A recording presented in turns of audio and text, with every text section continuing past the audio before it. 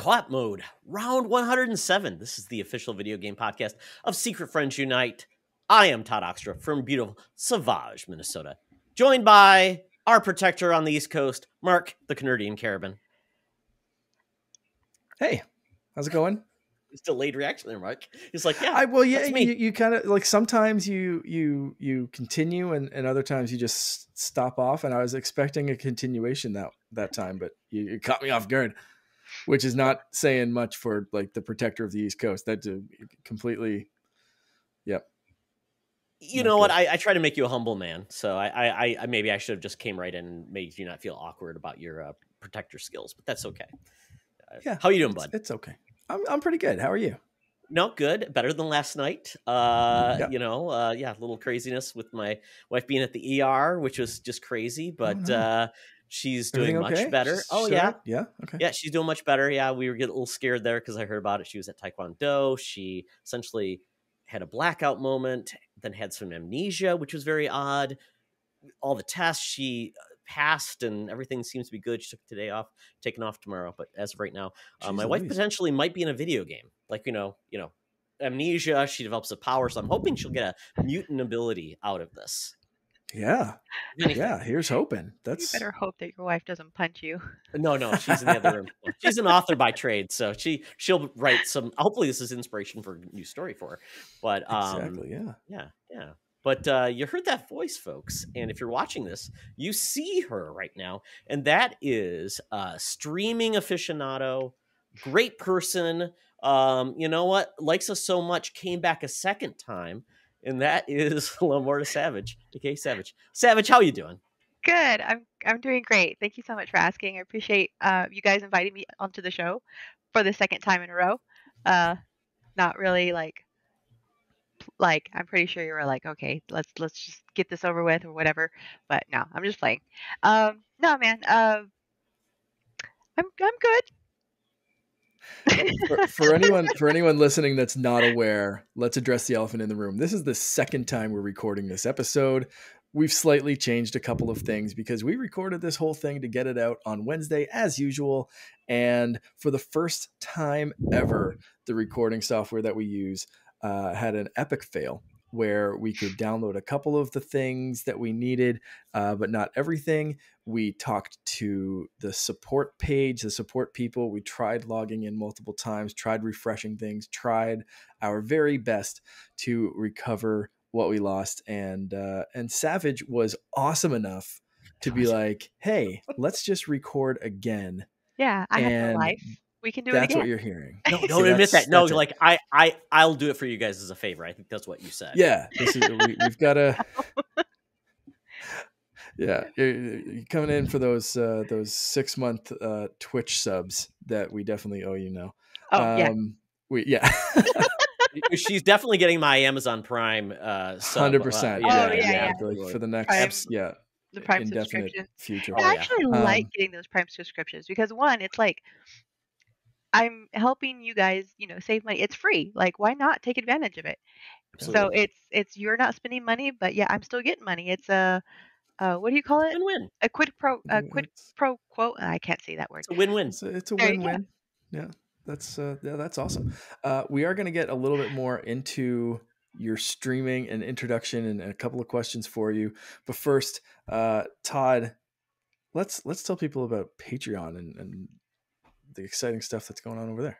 Yeah, we've been with our Patreon, has launched about 3 weeks out.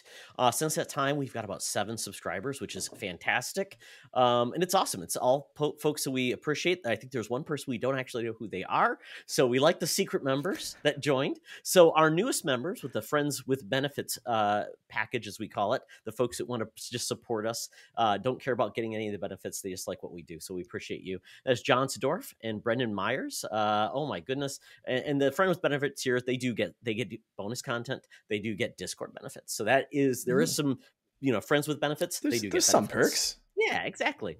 And we appreciate them. So thank you so much. And then the Friend Zone, these are the folks that truly are just, they just want to say thank you for doing awesome stuff. So we appreciate you too. And that is Joanna Diskovich and Derek Trevelyan. Both these are folks that Charlie Carden is tight with. So thank you so much. Thank you. And of course, shout out as well to Sean, Stella, and Henry Nias and Missy Merchant for just that like BFF level of support.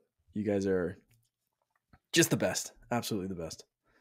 Absolutely. And, with that has benefits. So we already gave the Nias family their power-ups. I think it was a mixed bag of the ones that they got, but they get no, you know what? It's, what, there's no refunds with games. You bought it, you own it, you break it, you bought it. I don't know, whatever you want to call it. But in this case, this one's for Missy. So Missy Merchant is going to get a video game power-up. So Missy is a huge Star Trek fan. She's been a great addition to the Secret Friends Unite community. So, folks, what would you give Missy as her video game power-up? You could easily go with something Star Trek themed. You could easily go with some kind of space-based power-up. Hell, you could even go with the Force or something. But I'm not going to go that simple. I'm going to go to an old school video game, and I'm going to give her a wacky and weird power-up that I really like. And that is Cool Spot's sunglasses. No, I'm just joking. Although that... You always have sunglasses. You have sunglasses. That's your power, Missy. No, I'm just joking. If you lose them, like everybody loses their sunglasses, it's a really, it saves you money. I know. I have some sunglasses that you'll never lose. You'll wind up finding them anywhere. And everybody knows what they look like because they're very unique. And it's also my favorite fruit. Okay, we've got a visual aid here. If you need to watch this, because these are pretty I'm like, sweet. have you seen my pineapple sunglasses? Oh my God, they match your hair too. There's no mistaking those for anything else. It's not like, have you seen my pineapple sunglasses? Oh, what do those ones look like? They're pineapple. No, I actually initially got these glasses because of the video game that I stream on most of the time. I'll tell you about that in a minute. But yeah. All right. I love prop comedy. I love this. Fantastic. We didn't plan that out. That didn't happen in the first episode. No, it didn't. So I went off the rails on this one a little bit, but so you know that you're not getting that lost episode at all verbatim. The real power up I'm going to give to Missy is from Plock for Super Nintendo, and that is the ability to detach and throw your limbs in a boomerang style that they will come back to you, and you can kind of juggle your four limbs, and if you feel like it, hop around as a torso stump kind of thing while your limbs are off doing other things. Very useful if you have something that you want to reach. Again, I could have probably said you have force powers, but I'm going to go with boomerang limbs that detach and can come back, like Plock, Plok, for the Super Nintendo. That's my choice. Shaking of the head right now, Mark. Yeah, that's I'm gonna pull out some weird ones. So if anyone else wants the weirdest video game power that I can think of at the time, you know what tier to jump on. Savage. My turn? Okay. Yeah. Let's see. I want a powerful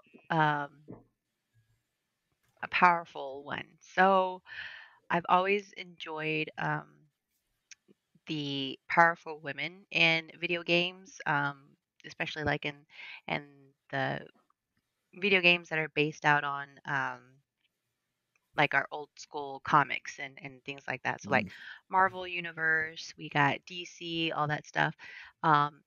So whenever I think of a powerful woman in video games and all that stuff, I feel like someone who's able to control the elements, whether it be fire, whether it be water, earth, things like that. But I want to give her a dangerous one.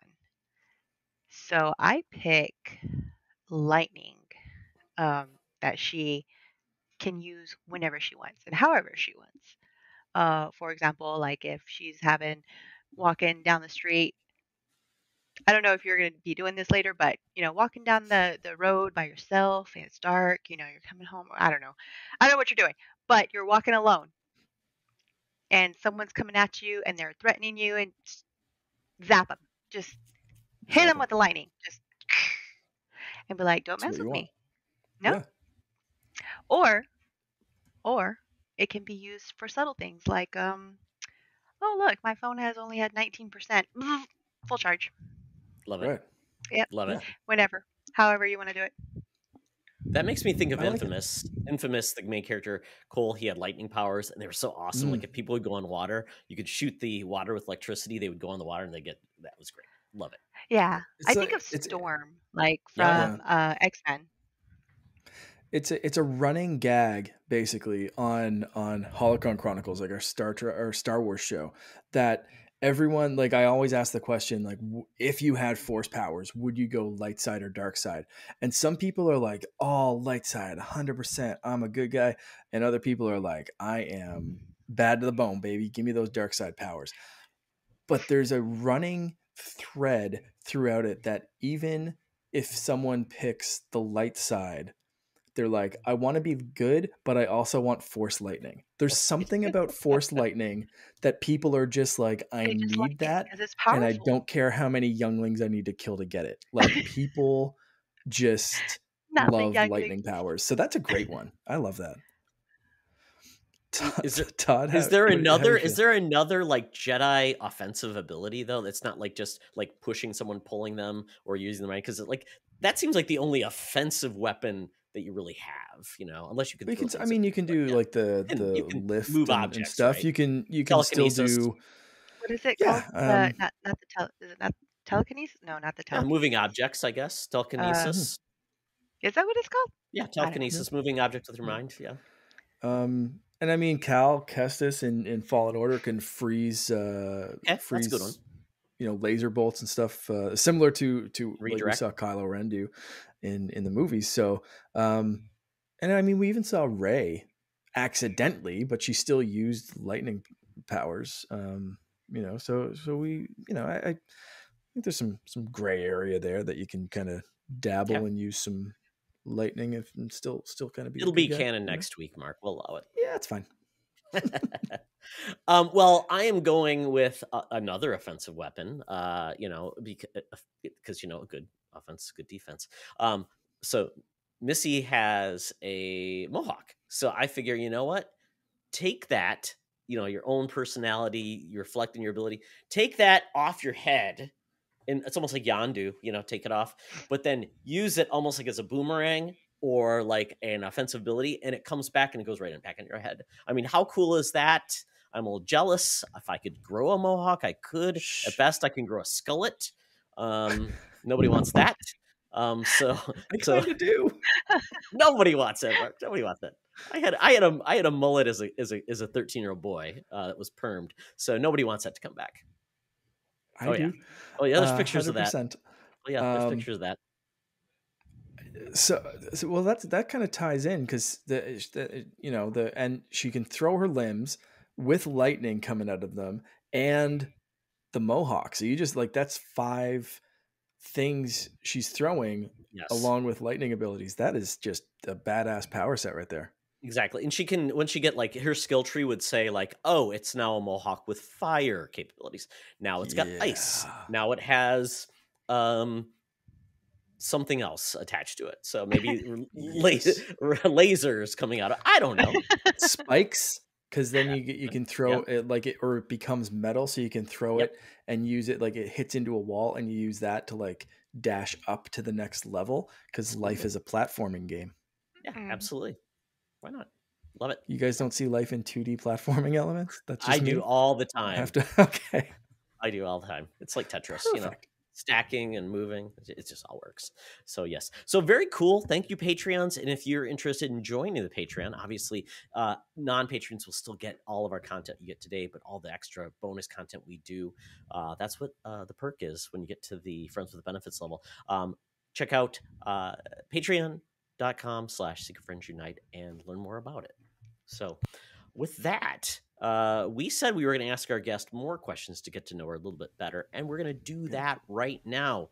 So, Mark, you are very good at asking questions. I'm good at being goofy, so go ahead. Sure thing. You already gave a little introduction of yourself, Savage, but I want to know kind of um, who you are, where people can find you on the internet, kind of thing to start off, and what your channel's all about. Like, because you're mostly, I guess, first and foremost known as a Twitch streamer. So tell us a little bit about Yeah. what you do. Well, I go by LeMortaSavage. People who regularly watch my streams just call me Savage because it's easier on the tongue. Um, and I Twitch. I do the streaming on Twitch. I play mostly Sea of Thieves. Sea of Thieves was my is my number one go-to game. But I also like to dabble in other video games as well. So I play a plethora of them, but mostly Sea of Thieves. Um, and I've been doing streaming for about 3 years already. Originally, I started on Mixer whenever it was still, existing, and then it got bought out by Facebook, and now it's Facebook streaming, which I don't do that. I tried it once, and then because and I didn't like it because my family and friends, they don't really they think I'm a nerd. They can't relate to my nerdiness. And I'm pretty sure you Yeah. guys know this too. Like, if you're trying to explain a video game to one of your family members or friends, and you're just like, "Oh my god!" and it's just you got to play it, and then there's so much things, and you start talking about all the details, they're just like, Mm-hmm. "What?" Yeah. And it's not Blank. the same. So I Yep. don't Facebook. I don't get the same reaction. So I say, yeah, Facebook for me is a lot of like that, like work or family friend, or yeah, like work or like family aunts and friends. uncles and stuff that Yes. just are like, yeah, I like video games. Donkey Kong's still a thing, right? I use it So, for yeah, onion I get articles. that. I just post onion articles on Facebook. That's about pretty much all I Yeah, use. Yeah. yeah, Yep. no, So I get like I that. have several social medias, and I'm LeMortaSavage on every single one of them. So funny enough, I am the only one with that name. So if you look it up, all my profiles will pop up. Twitter, Facebook, um, what else is there? Discord, Instagram, Discord, Instagram, and Hive, yeah, because all the cool kids are there. yeah. Hive, yeah, Hive. Well, Yeah. I don't actually have Hive. What's Hive? Well, You not gotta many jump people on do. Hive before Elon kills Twitter. Yeah. Okay. That's a I'll check yeah. that out. But Yeah. but anyways, so I'm on like all the social media platforms. If you ever want to follow me, it's just LeMortaSavage on Twitch. Come check me out because I'm a little nerdy. I'm a little dorky. I can't talk right. I get my words mixed up. And I have this. I don't know. I feel like I have this chaotic energy that I don't. I don't know. Is It's fun to I watch. don't know. It's not. Yeah. I can't explain how what happens on my stream. It just happens. Which So kind you're of always ties going to be into surprised. playing yeah, kind of ties into playing Sea of Thieves, because you never know what's going to happen in that game.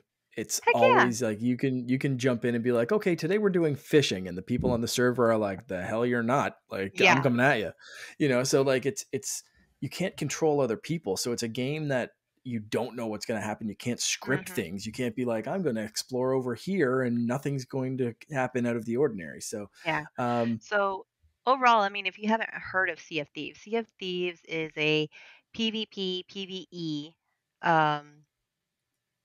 RPG, like role playing game, basically.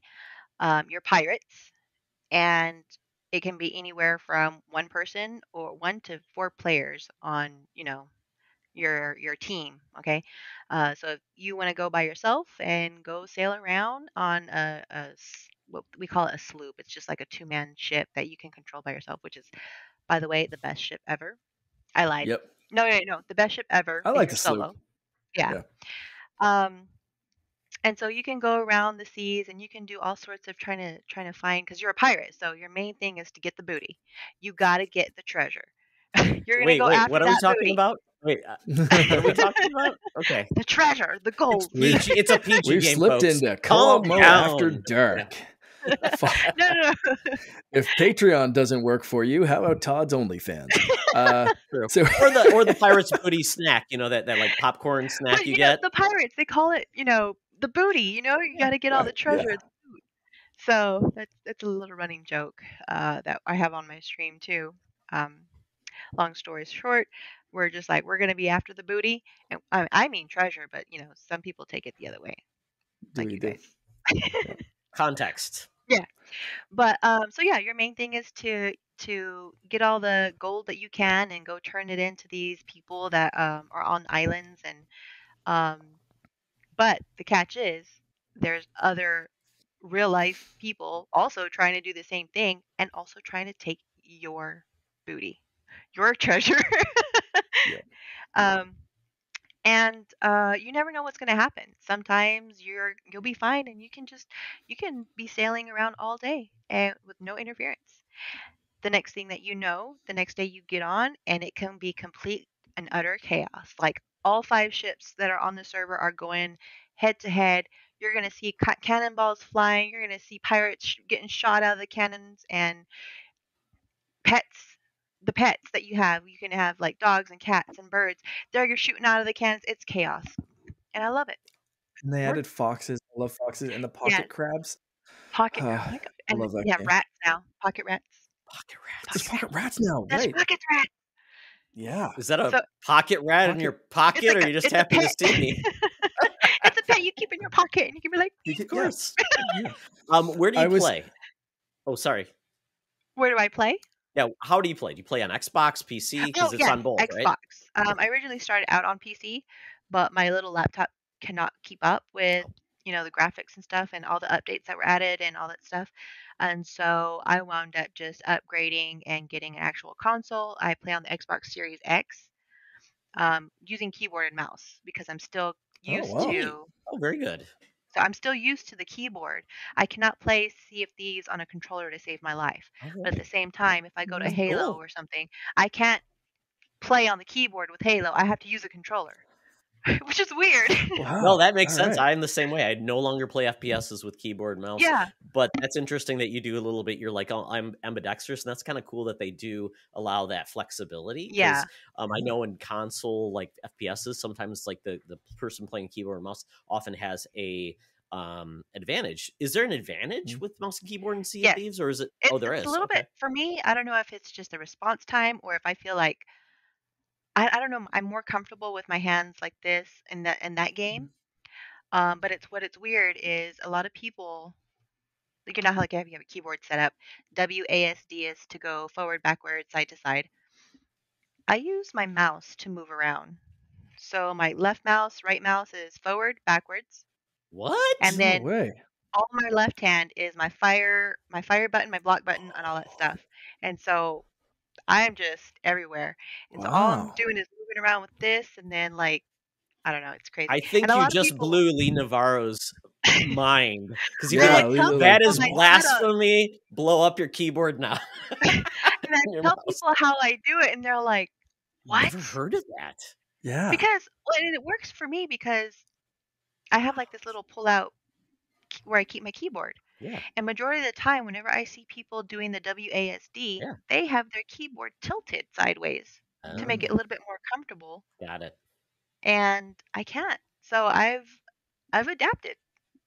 Folks, this did not come up in our first recording, and my None of it came mind up. is I'm blown. throwing some Genuine random things out there. reactions. I'm not. This is like Mark wow, needs a this is keyboard blowing right my now, mind. ASAP. I don't even know how I'd set that. I don't even own a mouse. This I would be have like a something you could like trackpad. tell people what you do it. You should just do a video like, "This is how I see a Thieves." Xbox would probably want to talk to you about this. 'Cause this is Dude, just I this should is so do that, awesome. right? Because I it's am. like it's You like really should. Like, accessibility, right? Yeah, you need like, that YouTube video of like, here's my setup. This is how Here's I how my because you can change your configurations on everything on the keyboard, and so like ASDF is straight down the line.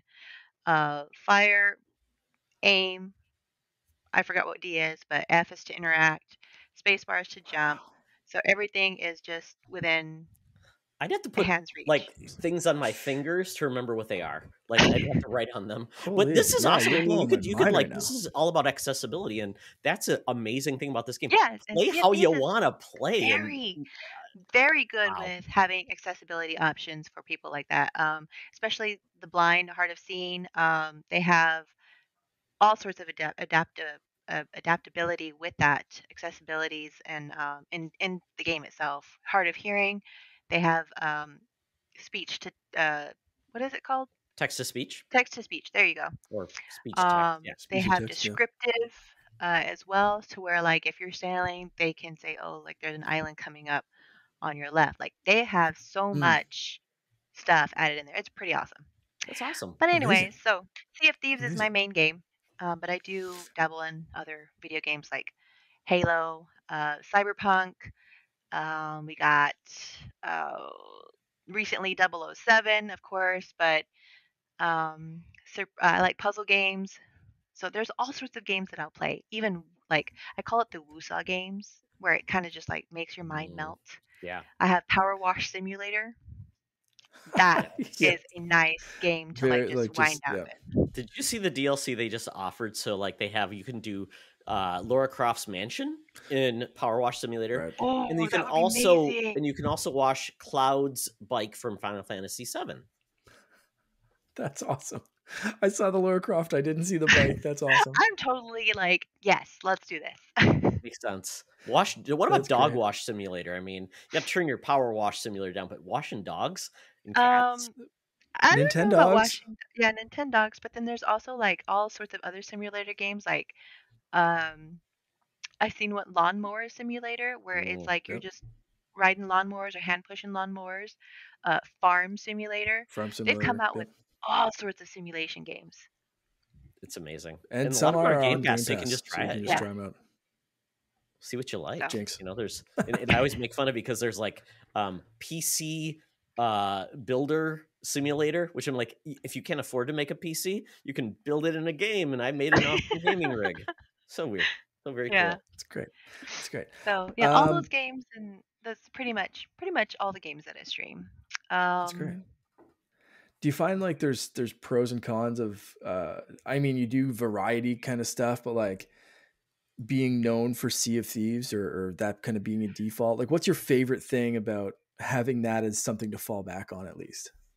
look, Sea of Thieves. The only con that I see about it is because there are so many players in Sea of Thieves. I want to say the Mm, last time that Rare had did like a count for like their fourth anniversary, over like 10 million people were playing this game on a crazy. regular basis. Yeah. It's very, very popular. And if you are streaming it, I feel like if you're not like the super famous streamer already, Hitbo TC, we got Azuki, we got Katie Pierce, we have Behaving Beardly, Beardageddon. There's so many streamers out there that are already like famous. So even if you're Yeah. trying to like stream that, it's they say it's like oversaturated basically. Mhm. So Mm, that's the only con about it, is that if you're trying to get up there, Sea of Thieves is already saturated enough with like these big top streamers that yeah. it's not going to really work out. But I say nay nay. I'm getting up there, you know? Right. I'm slowly growing. My goal for the by the end of this year is going to be up to 1,000 followers, and I'm at 760 right now. So All right. I gave myself a pretty good You're on your amount of way. Yeah. time. Yeah. Absolutely, that's Absolutely. awesome. Go And once follow. people Go hear follow. about Help her how hit you that 1,000. play and people want to learn more about your control scheme, that's a in with a lot of people. That's Yeah. awesome. One thing we kind of mentioned yesterday, and I do want to retouch on that, is the girl gamer stigma, Yeah. and you know that kind of stuff. And I know it happens to Twitch streamers a lot, and you know it's like, oh, you're just doing it for the clicks, you're just doing it for this or with that or whatever it is. Do you find you run into a lot of that on Twitch, or have you kind of curated it in a way so far that like you know that slow and steady kind of build up to your amount of followers and the like Discord and communities that you build? Like do you run Um, into that a lot? with the girl gamer stigma, like a lot of people, I find that I don't know, it's hard to explain. Like especially in the men mentality, every other man out there feels like, oh, I want a gamer girlfriend, whatever. They have this Mm, um image that's in their head that they're gonna be cute and they're gonna be cutesy and they're gonna be like, dressed up in cosplay all the time. Um, and that's what they expect whenever they Hmm. see me. But I'm like right now, I'm literally wearing sweats and this ratty t-shirt that I've had for about 5 years. It has holes in the bottom. You can't see them because they're down here, but it has You're like ruining the mystery right now as you speak. yeah. And they think like these are like real prescription glasses or whatever. They're like, oh, glasses, that's hot. I'm like, no, these are just the what do you call it? The Oh, like Like they blue help, they light protect lenses. your yeah, the eyes blue from light lens yeah. glasses. Yep. And I'm like, because I'm staring at screens constantly most of the day, Mm. so this definitely helps my eyes. They're like, that's still hot. And I'm like, well, you shut the hell up. Like, I wish they're people here to said I protect was my hot. eyes. I'm But not just trying to kidding, be no. sexy. Just kidding. No. So, I've never got so that comment with my glasses. I think you're a very attractive man. There you go. Thank you, Mark. I was just I waiting think for you're that, just man. handsome. Well, thank you. You're the reason that I do this show. Don't is objectify me, Mark. To see you. Too late. but and then when they watch me and they finally tune in, like I'm just like I'm here, like I'm just whatever. I'll be drinking a Dr. Pepper, and like 5 seconds later, I'll let out a freaking loud ass burp on the 10, like from a scale from 1 to 10, it's a 10, and they're like, "That's gross," and I'm like, "You expected Okay. something else?" Like, You this is cover me. your If mouth you don't and like it, say, Yeah. "Excuse bye. me." Yeah. I'm like, sorry, excuse me. I can't even see. I can't even do the Can't cutesy even do voice. it. No. Like I can't. No, it's not. That's not me. That's kind of what I liked when I first tuned into your stream, and I found you on a Sea of Thieves group and kind of like tuned in, and it was that kind of like hilarious, real chaos energy that you described. It was just like, man, she's just like herself, just I'm playing the myself. game and just like Yeah. being a pirate and just like having fun, and it was just hilarious to watch. Like that's kind of what I dug the first time I tuned in. So So yeah. So that's I like that approach.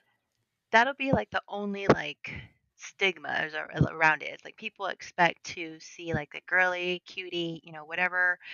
And whenever they actually see me and they watch me, they're just like, so that kind of like deters my followers, because those true followers that actually follow me actually like me for me. And so I feel like that's the reason for the slow and steady, increase, because I'm not everybody's tea. Like, but some girls make it work for them on stream. There's girls that do the hot tub streams, which is stupid, by the way. Like, why? Why are you gonna? Yes, it gives you money, but come on, like, I've never seen. have Okay, some. the hot tubs, is that like, are they playing video games in a hot tub, or are they No, just they're sitting in a just hot sitting there tub in a with hot a tub. camera on? That's it. Yeah, sitting And there in a hot chatting. tub with camera on, and like Yeah. if you wanted That's the that whole sort thing. of if you wanted to watch or do some sort of things like that, take it to a different platform. Take it to Right. OnlyFans. Take it Yeah. somewhere else. Yeah. Twitch is, I mean, There's, Twitch was I don't know what Twitch was originally made, but there's a bunch Yeah. of video games here. We just want a game, okay? Exactly. that's, I yeah, would that's, I would recommend one thing though, because you are really a good prop comic with your glasses.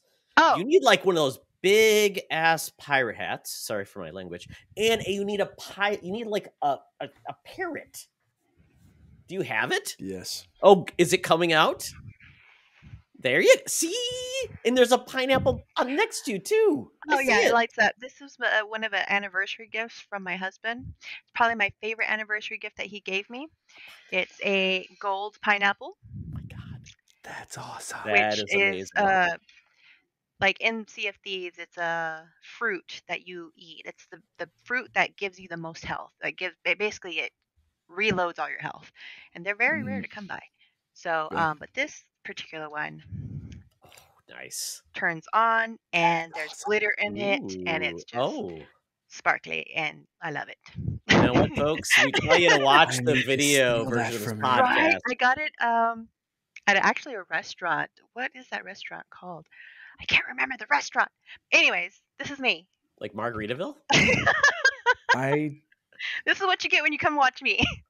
That is fantastic. And that's why we like you, because Yeah.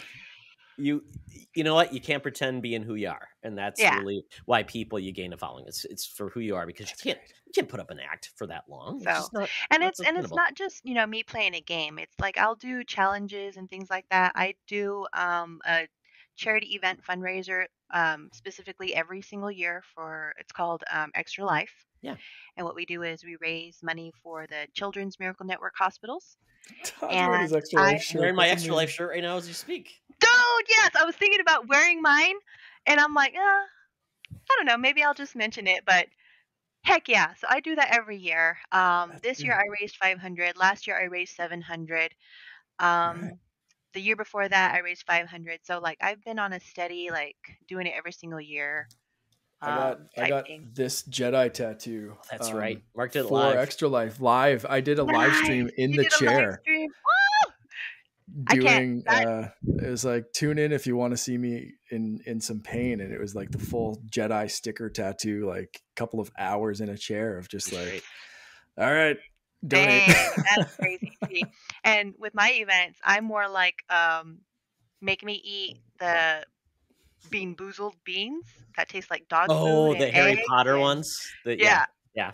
So they'll like one time I had to eat like 19 bean boozled things, and I was sick to my stomach Probably the got next the day. boogers. I was sick, like I should nauseous. I should plan out like another like one chip challenge or something for Extra Life next year. See, and I can't do spicy. I will throw up spicy. The last Pepper, the one chip challenge I pepper is did too this hot for year, me. it wasn't good. And you're down south. My goodness, that's almost Yeah, like and I'm Hispanic. Like I'm supposed to be like a Mexican, you know, Hispanic, like the spicy, the salsa, all that stuff. I can't do it. You know what? You're an exception to the rule, and we appreciate that. I mean, I have another friend that streams, and she always calls me the coconut because I'm brown on the outside but white on the inside. Oh my God, I love spicy that. things. So love that. Oh, I love that. Well, before we wrap this up, one little question, just one tip, because you're a parent, you're a spouse, you work for a living. If there's one tip you can give people to like to balance that work life fun balance, what was that one tip you give people to say, I can enjoy my hobby but still keep my life afloat? Yeah, so that's really hard, but having a routine, a set schedule for everything, and also communication. Like those three things are probably the most things that you have to like work on and concentrate on all the time, no matter what. Me and my husband, we've been married for 16 years, going on 17 in July. Wow. I'm old. I don't look it, but I'm old. And just having to communicate with him on the days like, okay, what do you have planned for today? What do I have planned today? What do the kids have planned today? Because we have kids that are ages like 8 and 6, and they go to school. And so I work full time, he works full time. And so it's just constant like messaging, hey, what do you got planned for today? Oh, nothing. I'm just going to do this. From what time to what time? Well, after I go pick up this kids from school, like constant like communication for that. Also scheduling, so you don't burn yourself out or you don't overwhelm yourself or overbook yourself. Scheduling is a key component to everything. So like for me, I have a set routine that I will do every single day, and I try not to deviate from that.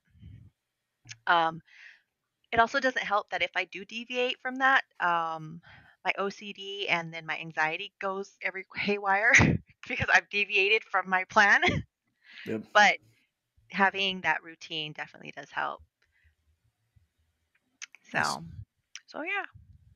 Well, I think we can all relate to that. I tell my wife, if it's not on my Outlook calendar, honey, I don't know, it doesn't exist in the world. Yeah. So, yeah. Like this is what I've planned for the day. If you try to come in and, oh, by the way, my mom wants to do something, and I'm like, I can't because I've already scheduled this event or that time. I'm not now going to have to cancel or, you know, whatever. And it just irritates me. It frustrates me because my plans have changed. And this is what I've planned for. I've planned days in advance for this to happen at that time. Well, we appreciate that you made the time for us. So. You are a rock star. Yeah. We love this, and this is so much fun doing it the second time because we're getting so many more cool, things that we're learning so much about you. So this is very cool. And this is going to be a very quick transition to one of probably people's least and most favorite parts of our show. Mark, I don't know. He's probably 50-50 on this one. Sometimes he hates it. Sometimes he likes it. And I actually changed this one. We're going to do Buy Rent Return this week. And it's about music games because there's a certain game I played that is music inspired. So I picked, I changed this one. Last time I put a game in, nobody liked. So I said, you know what? Screw you guys. My I'll reaction appease and you. Mark's reaction were like, seriously? Pure Just like, disappointment. Why? So Parappa the Rapper got voted off the island for Buy Rent Return this week. So music games, we've got Just Dance, Rock Band, Guitar Hero. Now, if anybody poo-poos Just Dance, I think, is like probably the top selling music game of all time. I think they're still making Just Dance games on Wii. So I think this year was the last year, actually. But yeah, up until this year, you're right. Exactly. So Just Dance, Rock Band, Guitar Hero. So folks, I'm going to start with Savage. Okay. So let's see.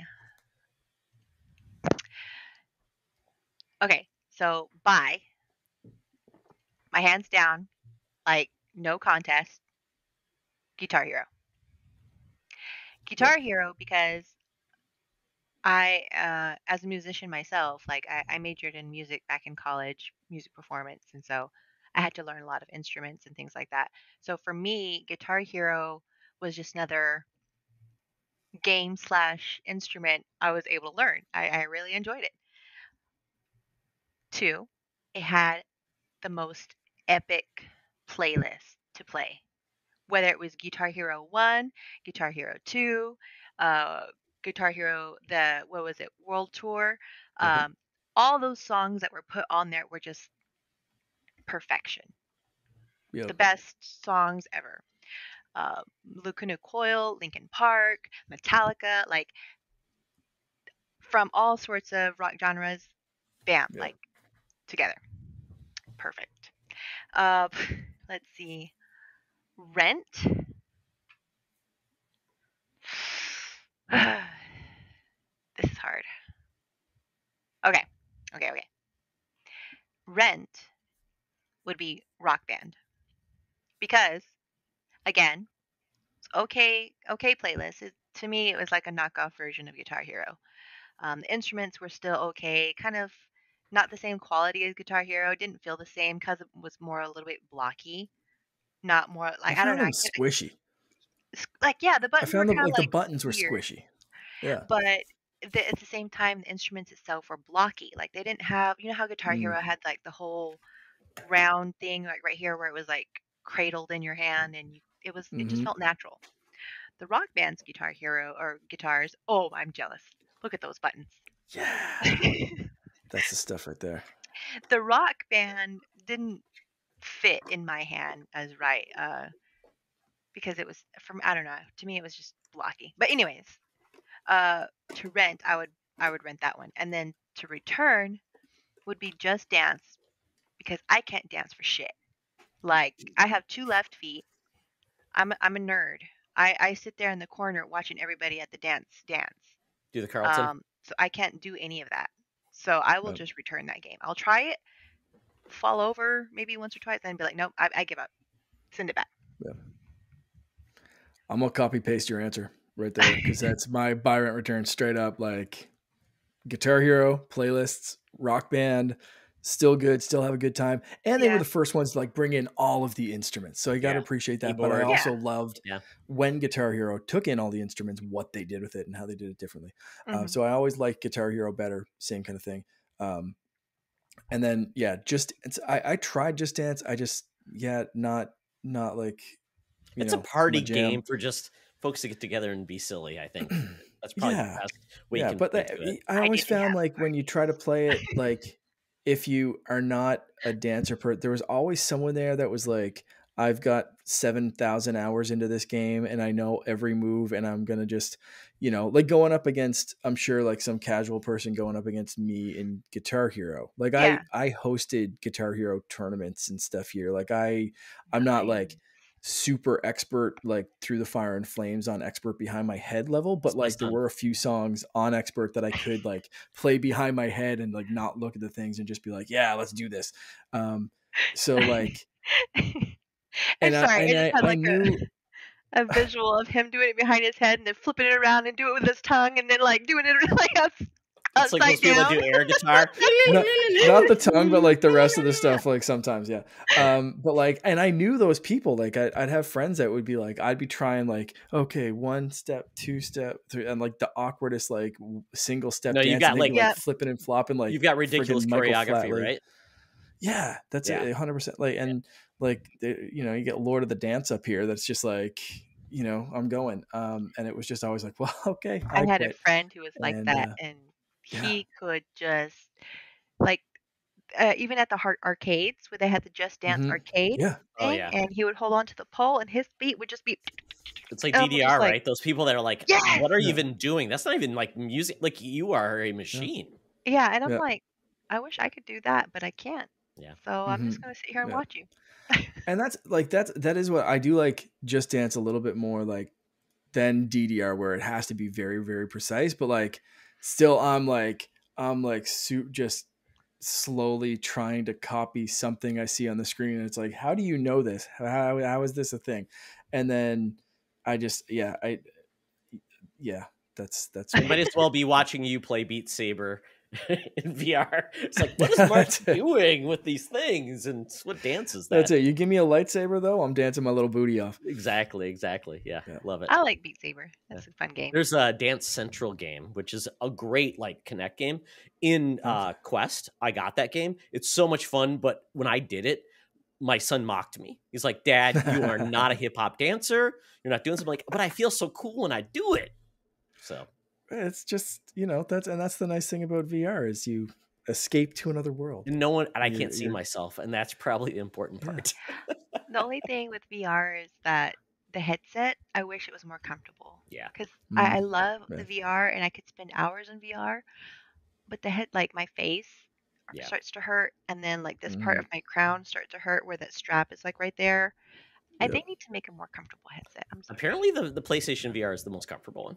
From what I understand, they are continuing that. So okay. and I'll if tell the rumors are true, yeah. the Quest 3 is going to be more have, comfortable, like a lot thinner and like less weight, because it's the weight on the front, right? Yeah, like, it's the weight right here. A lot of places are putting the and it's not using in the back. straps anymore, because Quest 1 used straps, which sucked, and it was easy. It was not easy to do. Yeah, and if you wear glasses, guys, in Quest 2, they gave you the glasses spacer, which I'm like, what is this little like 2 centimeter gap thing gonna help? Yeah. It's kind of a mess. So yeah, waiting for innovations in that. I've heard you can get glasses specifically for VR that you can put in the lenses, but that's an expense that I don't even think about. But we'll wrap this up with me. So you know what? I will not go that far off book, but I will swap Rock Band because of the social aspect of it. I know Guitar Hero is more hardcore. My son was big into Guitar Hero Warriors of Rock, where they added in like almost boss battles and things like that, and the difficulty of Fury in the Flame.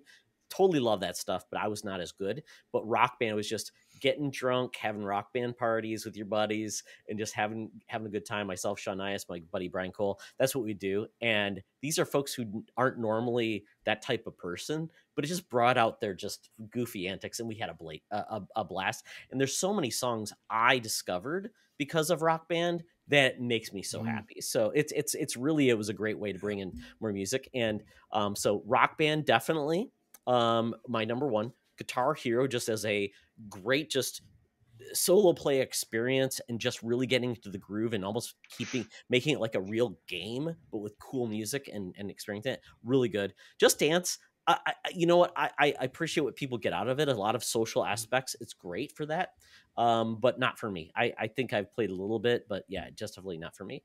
But before we wrap this up, I shared this with you, Mark, on Twitter. Hyperkin is essentially like they're like fishing out there to essentially make new instruments for Rock Band. And Mark, you said you'd rather have a Guitar Hero, but I'm like, I don't know where Activision's going, but maybe if Xbox gets Activision, we get Guitar Hero back and we do the same thing, because you know what?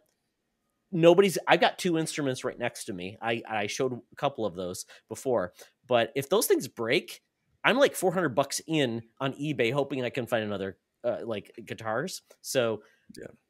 please, someone, because the games are backwards compatible on at least Rock Band 4 is, and I'm not sure about Guitar Hero, but you can still play them on modern consoles, so it's great. So please bring those back. So folks, let us know if you enjoyed our music game picks, and just let me know if you like Parappa the Rapper, because please validate me in my experience. That's all I ask. Oh well. So we move on to what we've been playing. Before we get into that, we've got a question about gaming, which is great. Brendan Myers, our newest member for the Patreon team. Thank you, Brendan. He asked, what are some video games you enjoy playing recently? I'm currently replaying Shadow of Mordor, and it just feels like it's pure video game killing orcs and leveling up your skills. And I will tell him, I love the Mordor games. I think those are fantastic. And I do love that. Just like get in, do something. Just the mechanics are awesome. It's simplistic. It's not like it's like brain surgery. You're not solving puzzle. You're just having a great time. I would say Evil West, which I talked about a couple episodes ago, was so fantastic. It's visceral. It feels like Gears of War, but with like melee. That was the game I was just completely in on. So that's a game. And Hi-Fi Rush, which I will talk about in a second, feels like that too. It's bashing, hitting the music and just feeling it. And it's so visceral. So that's my pick. Nice. Savage, have you been playing any like video games? And like for anyone listening that's not like kind of familiar with what that term means, while Savage thinks of an answer, I'm gonna explain. Like that's, to me anyway, and I think Brendan's thinking the same lines. But for me, this is a game that just feels just like it's just a game. Like it doesn't have to be deep. It doesn't have to have a deep story. It's not like God of War Ragnarok or something that tells this amazingly deep narrative. It's just, for me, it's just something dumb fun that I can turn my brain off, and it's just like a mechanic or stupidness that's just like, that is just a video game. Like there's no other, you can't translate this into a movie or anything. I guess with although Shadow of Mordor, like there are parts that fit into a movie or a book lore or whatever. But for me, it's mindless. There's got to be a mindless aspect to it, I think, for me anyway. But so Savage, anything popping into your mind? Yeah, actually, I recently picked up again this game called Tetris Effect Connected. Ooh, yeah. So it's Tetris, but it has a mixture of the music along with it. I'm a big music fan. What was that game that I mentioned the other day? That we had mentioned. I said it was similar to Hi-Fi Effect, but the Artful Escape. Oh yeah. So it has the element of the music throughout it and all that stuff, but Tetris Effect basically is Tetris, but each key that you hit, anytime that you make the little block turn or whatever, it makes some sort of music along with it. And so the faster you're doing it, the faster the music goes or whatever, and it's pretty cool. What's the best thing about Tetris Effect is you can enjoy it by yourself. So like if you have had one of those days that you just need to woosah and wind down, it's pretty good because the music's going to be chill. It's going to be, there. Or because it's connected, you can play along with 2 other of your friends. So they can join in on the game if they're able to, download it or play it as well. So I really want to try that one in VR. I saw it in the Quest store. Oh yeah, I wanted to try it too. I thought, yeah, Xbox is pretty cool on it, but I'm like, ooh, it is. What is VR? Like, that would be amazing. If Mark, I think you talk about your electric greens. Apparently, people said that's kind of like, it's very transcendental. It's like you get like the whale forming out of the constellation as you do it. It's beautiful. Zen, and it's a little bit of it has an an electric daisy carnival feel. Like I don't know if you've ever been to those EDC or have heard of those EDC, but like some of the effects, I'm just like, I don't know if this is allowed on the show, but if you were high or smoking or something, you'd be it's legal in parts of the country. Minnesota, it's for medicinal purposes at this point. It's gonna That's get there not even eventually. medicinal purpose, straight up just legal here. Well, that's I awesome think because Zencaster is like in like international waters. So Yeah, because sure. because I don't know, Yeah. like that's awesome that it's legal there, but here in Texas, the governor still has it stick up his ass, and oh I yeah, don't. unless We you're like need in to. Austin, I I assume. need it. Yeah, there you go. I need to Yeah, legalize that's what already. Todd said before, the electric lettuce effect. You get that a Yeah, it's Mark's term. little bit Yeah, there. Yeah. yeah. Everything's That- allowed in the wild, wild west of Canada. Exactly. Or the wild, wild east. For me, That's Sean's true. over yeah. the west. That's true.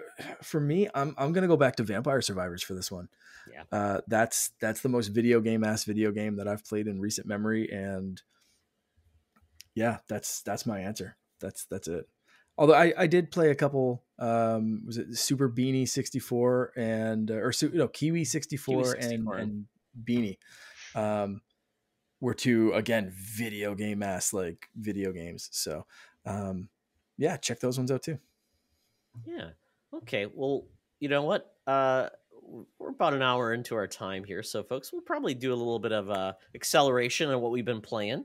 Yeah. So, and we've kind of talked a little bit the last time we recorded. So, Savage, what have you been playing? Last thing, literally like 2 minutes before we started this whole video, I was playing Hogwarts, the Legacy, a new game that literally just came out. Mm-hmm. Not even Um, officially out, right? Like it was a Oh, it's pre-order. tomorrow, right? It yeah, comes out Early it's unlock, I tomorrow. think. Yeah. officially out for, I want to say, Xbox and PC for Steam, officially out for those two. Okay. But for the Switch and PlayStation 5, those have been pushed out a little bit further, Well, like PlayStation's April and actually July. because PlayStation's got the exclusive Quest. If you pre-ordered it, you actually got it 3 days in advance on Oh, PlayStation. nice. Right. On the other Right. versions, if you bought like the deluxe, you got it early as well. So Yeah. Okay. So I've been playing that. So what happened was I had to move to New Zealand for a little bit. that's right. So I To get really it wanted even to play earlier it. than So early. like I pre-ordered it, but I'm like, I can't wait just another day. I have to play it now because I would go on Twitch and people were already streaming it, and I was like, I want it. Like, so I switched my settings to where my location was located in New Zealand, and I was able to play Is it it early. just that simple? Just like Yeah, going to it's Xbox and be like, literally "Hey, I'm in New Xbox Zealand Wow, settings. now." that's crazy. You'll go to location No. and Well, something, and just instead of United States, just move it all the way down to New Zealand, and then boom, all done. But right. then you have to So have I an was accent. That's great. Yeah, that's yeah. So I've been playing that for like already. I have 12-hour playtime, 12 hours of playtime in it already. wow. Wow. So it's pretty addicting. Like I don't want to stop playing it. I want to keep going and find out more about the stories, do more quests, find out more spells that I can do, and of course, get in duels and fights and things like that, and die over and over again. And then after like 5 times of trying and dying, then I'll get it. But it's really fun. It's tough school, S- man. You die. yeah, Tough. Yeah. I mean you die, but then because it's a game, so it'll allow you to Someone try resurrects it you with a again. spell, right? No, no, It's no, it's Yeah. just yeah. you try That's again. how that works. But yeah, despite the whole controversy around it, I really enjoy the game. I like the whole aspect of it, the artist and all the studio itself that worked on it did an amazing job. The graphics are amazing, and similar to the movies and just like in the books that I read, the detail surrounding everything was just perfect. So, Nice. so yeah, it's pretty good. I like it. That's Awesome. what I've been playing. I've heard the game is pretty impressive. There's no multiplayer experience, and Nah, it's single player, but unfortunately. it does sound like I don't know about replayability, meaning you just start the game over and try it. Maybe you get a different house. I don't know how Yeah, that works. But it sounds like it's kind of cool that you don't get much say in your house selection, which is kind of fun. But it sounds like when we talked last time, trying to remember, you are a Hufflepuff. Did you get Hufflepuff or not? yes, yeah. Okay. Okay, so since Harry Potter came out, you've had the people who create these quizzes and things like that on Facebook, and then you have the Harry Potter fan club that also has that. So when Harry Potter fan club came about, I took the quiz and I was deemed a Hufflepuff. And I've been a Hufflepuff for about 20 years now because that's how long Harry Potter has been, out already. 20 years. Do you know that Harry Potter's now 20 years old? I I feel old because I was like 13 years old when that came out. So, Mhm. and I'm 35. I was So married when Harry Potter came out, so so just I am old. yeah. So yeah, I've always been a Hufflepuff and the quiz and everything. I took the quiz in the game and my logic behind it because as several years ago, I was not as smart and experienced as I was in the adult world now, and I didn't understand it as I do now. So yes, I Mm. understand why I was put in Hufflepuff then, but this time, whenever I took the test in or like the sorting hat in the game, it deemed me as a Ravenclaw. Ravenclaws are supposed to be like super smart and they're intelligent and they're things like that. So I am both. I am a Hufflepuff and Ravenclaw. But I chose to be in Hufflepuff because it's been my house for like ever. You can't go wrong with the company in there. I'm Right. a fellow sorted into Hufflepuff, and so is Deadpool, which always sold it for me. That Yep. was yeah. I had another streamer do the test because it was coming out and he was like, I want to take the test. I want to find out what house I am. And he was put into Hufflepuff too and he was so disappointed. He was like, Hufflepuff, what the hell? He was like, why? And I'm like, have you seen you stream? Because he is dorky as heck, and he calls himself a himbo, like Oh, jeez. like a male bimbo. You know how Bimbo. bimbos are like, it's all Oh dumb. yeah. He calls himself a himbo because he feels like he's dumb. Like there's a lot of stuff that he doesn't get. So I'm like, that's why you were put in Hufflepuff, sir. Yeah. It's. I always thought of like Hufflepuff was the group that was always like in the friend zone. Like they were always the friend of the girl, and they could never win the girl's heart, and vice versa. No, I Yeah. think that's Gryffindor. Oh I'm really? I sorry. always thought Excuse me, Gryffindor was like the Cedric Diggory. paragons. Are you saying that there's a Cedric girl that Diggory was Cedric the Diggory friggin' hottest guy, and could all the not Really? girls get? Like, wanted him. come on. I just thought Gryffindor Exactly. was always like the paragon, the folks that Jeez were always like Louise. perfect, doing their own thing. That's why I always thought that like you don't want to be in Gryffindor because then you're just kind of like the Nah, ones that are just like Gryffindor too are like perfect. the friend zone kids, and then the jocks. I feel Mm, Mm. like 100% the job. they're the Gryffindors, the jocks, and the ones that always constantly get put in the friend zone. The Hufflepuffs are your best friends. They're always loyal. They'll be there. The ride or dies. Um, Mhm. Ravenclaws are the brains. They have all the smarts and they know The high everything. performer, right? The And high they hold potential. themselves to a Yeah, higher standard, and they're kind of yeah. like snooty and they're like snobby a little bit, and they're just like they think they're better than you. And then you got your Slytherins who will at the drop of a hat Me will beat first. you up and get your lunch money. Yeah. No questions asked. Maybe I'm Yeah, Slytherin. there we go. What Good of you to admit that. have you done for me lately? Oh well. Well, very cool. I am. I know this game has a lot of controversy. We're not going to go into that, but I Yeah. am curious to see how this plays out because, a lot of people have. This has been the game they wanted for this franchise because there has not been a Harry Potter game in years, and most of them have been pretty subpar. So, Mhm. I think this is making a lot of people very happy. And I just saw that PlayStation actually dropping a custom DualSense Legacy of Hogwarts controller, which looks pretty stinking cool. Ooh. So I don't even have PlayStation, but I want that controller. it's looking pretty sweet. It's got like Hogwarts in the touch screen, and it's beautiful. Oh, So that sounds yeah, cool. yeah. Marketing has Well, its privileges apparently. Well, very very cool. So let's move on to you, Mark. Yeah. What have you been playing? yeah, I have been playing one game that I got thanks to our friends over at Terminals for sending me this one as a review code. And I'm sorry I got to it so late. I've had this one for a few weeks and just wanted to give it the time that it deserves. So this is MaskMaker on Quest 2. This is a VR game. It is a beautiful, colorful puzzle adventure, story-based, story-driven kind of game that sucked me in anyway to figure out like what the story was, what's going to happen next, and the gameplay is kind of it grips you into the next little bit. So you can do it in kind of tiny pieces and figure things out from there. But the basic gist of this is you kind of go in, you find this piece of paper and you follow it to a mask making shop, and there's a little thing that kind of plays out in shadows and voices. And as you walk in, there's like no one there, but you can still hear this voice. And in VR, it's very creepy because the voice is kind of everywhere. But basically, yeah, you kind of like find a secret room and you're kind of guided through some things, and you can pick up basically everything, which is really cool, and kind of explore it and look at it. And you start building masks, and the masks, when you put them on and you actually like take your controller and put it on your face, and it transports you to another world, which is very cool. And the worlds again are colorful and all different and really engaging. And you have to find items or find the next story piece or find the puzzle basically for that area. And the areas are kind of bite-sized.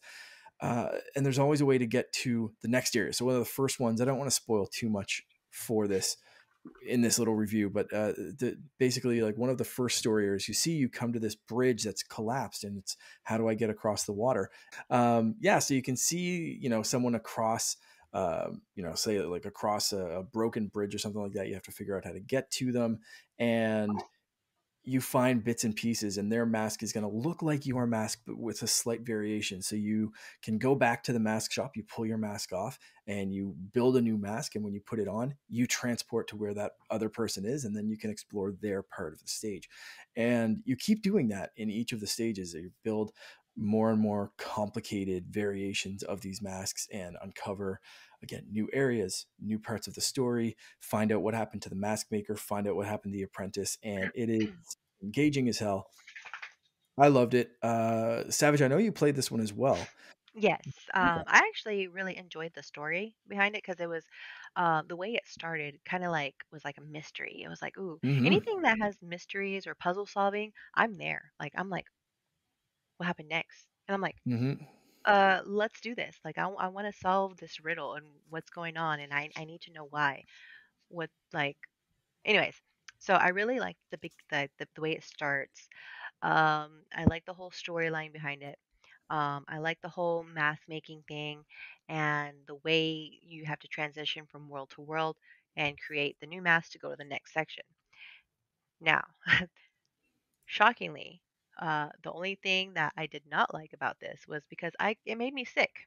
I got motion Right. sickness with this one, Yeah. and I don't know if it was just because the way I was moving or what. And I never get sick with VR games. Like I've played the Darth Vader, Immortal VR games. I played Beat Saber. I played all sorts of other VR games that requires you to move, but this particular game got me sick, and I was like, "Whoa, Wow.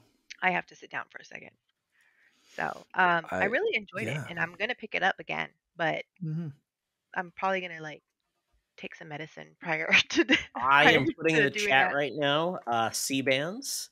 Wow, this is the biggest link in the world that I just added, but Whoa. they're essentially it's so weird that it is like the biggest link in the world. But essentially little bands that have a little pressure point that you put on, and they're Oh, supposed to reduce motion sickness. Like if you're traveling, flying, yep. going on roller coasters, they're That's like it. $10 and they're just reusable. And I took those to an amusement park and they were great. So maybe that'll help you. It's great because you can just slide Oh, them okay, on and you're good to cool. go. All right. Yeah, this is available for other platforms like PC, Steam, PSVR. I don't know if it'll be on PSVR 2. I hope it will because it's a really cool game, and I think people should give this one a try if you like that kind of um, again puzzle but engaging story and exploring different colorful, very unique worlds. Like each one feels unique and different. There's also in this one some quality of life improvements and a free mask making mode, so you can just kind of like create your own masks and have some fun that way. So it's really really cool. This is from the publisher is Vertigo Games, and Innerspace is the developer. So thank you to them. I really appreciated this code, and I love diving into more VR stuff. I hope to keep covering that more. They The put only a other thing I disclaimer played, on their name, though. Will not give you yeah, vertigo Vertigo, not, yeah, games. hopefully not. Um, The only other thing I've been playing is Goldeneye. I talked about that in a Patreon exclusive segment last week. So if you're part of Patreon at all, you get access to that feed. And I've been playing the Switch versus Xbox version. Neither one of them are perfect, but there's also some stuff that we've shared in Discord about if you're playing on Switch, how to get the control scheme to be more like Xbox, because Xbox is perfect, but unless you're playing with an N64 controller, the Switch version feels a little wonky, and there's no like modernized control thing, which is kind of annoying. But it's GoldenEye, man. It feels good. It sounds amazing. The music still absolutely kicks ass. I tweeted at like some appreciation to Grant Kirkhope today, who I thought did all the music for it, but he corrected me on the elevator music, and shared that one was in fact by Robin Beanland, who is a music composer and director for Sea of Thieves and Everwild and stuff at Rare currently still. So did they go on to make the Wii U, the Wii eShop music too? It's a similar vibe to that elevator music in James Bond, but just great music in that game. So much. The pause menu, the elevator music, just the actual stage music is good, but like it's those little bits of like they turned the James Bond theme song into an elevator music thing. It's brilliant. So if you haven't played GoldenEye on Game Pass or Nintendo Switch Online, just give it a try.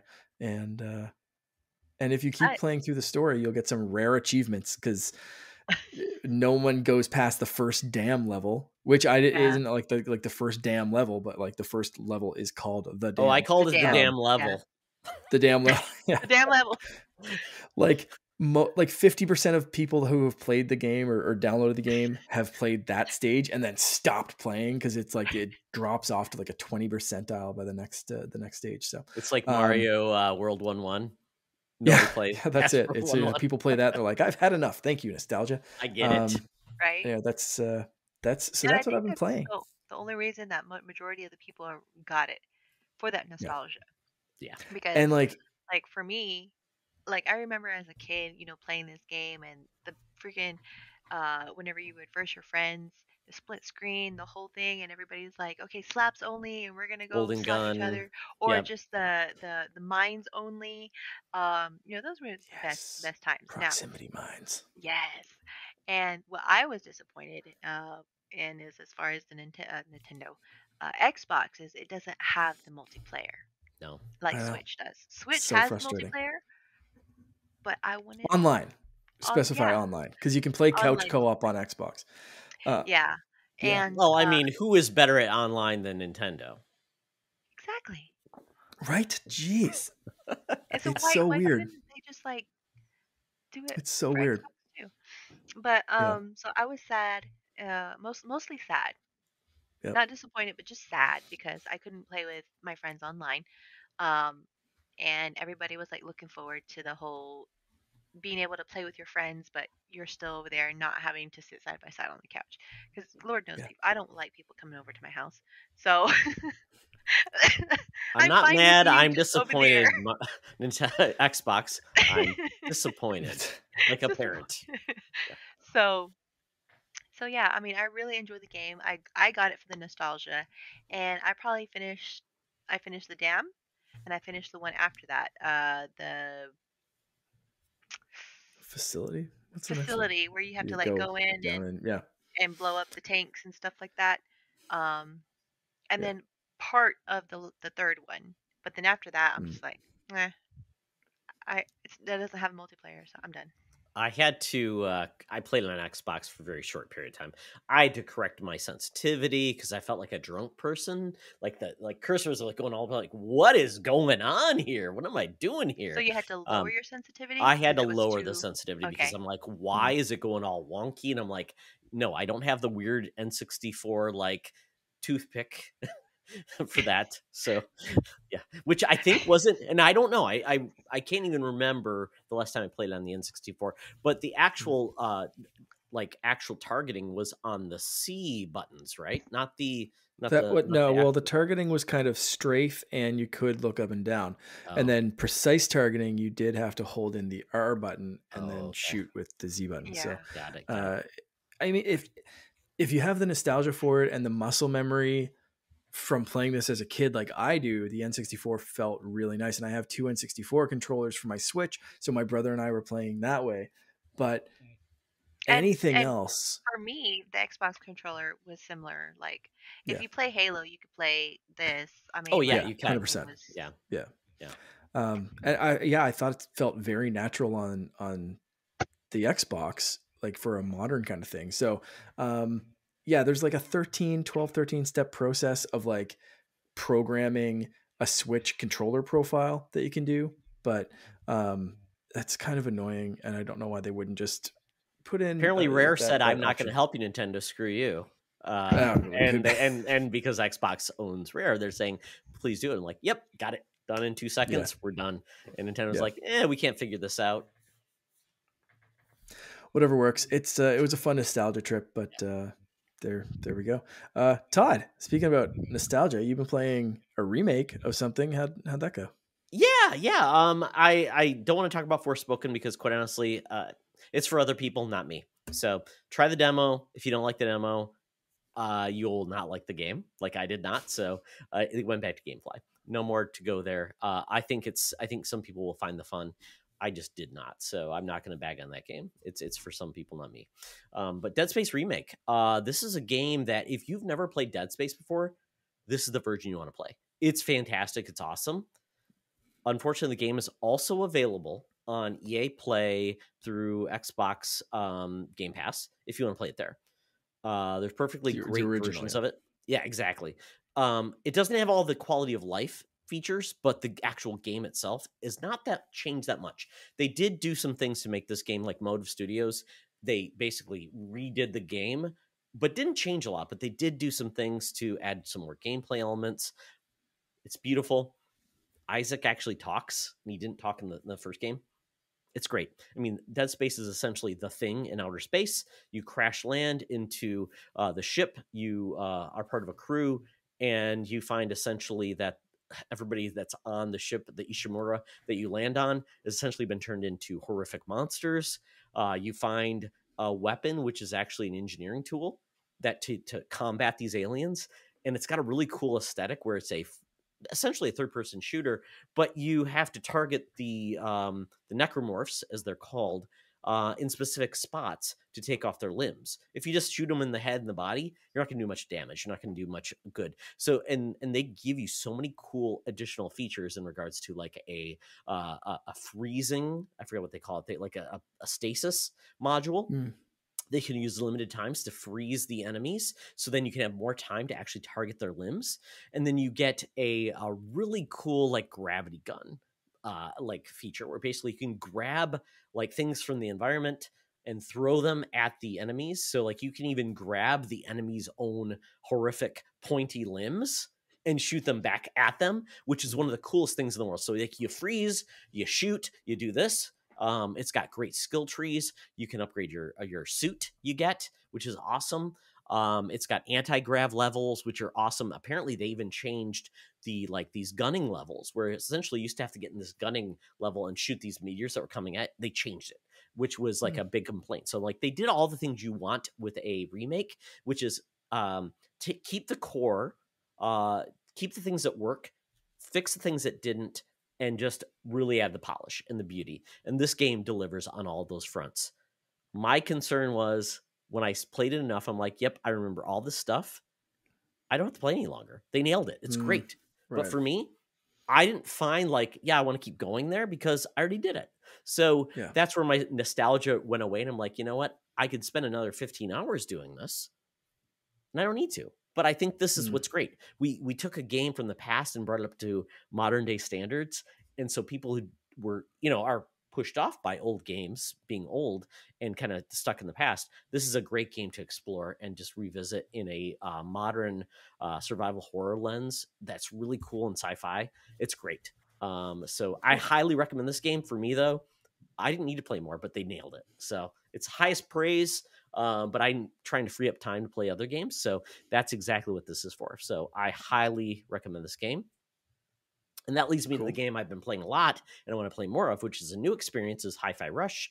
This is by Tango Gameworks, who made Ghostwire Tokyo. They made the Evil Within games. They're a Bethesda studio that is a Japanese studio, but they have also an international staff. They decided to make this game and they dropped it, shadow drop, on the Xbox Developer Connect a couple weeks ago. And this is an amazing game. I highly recommend this for everyone. It's all ages. This is a action, adventure, music, rhythm game.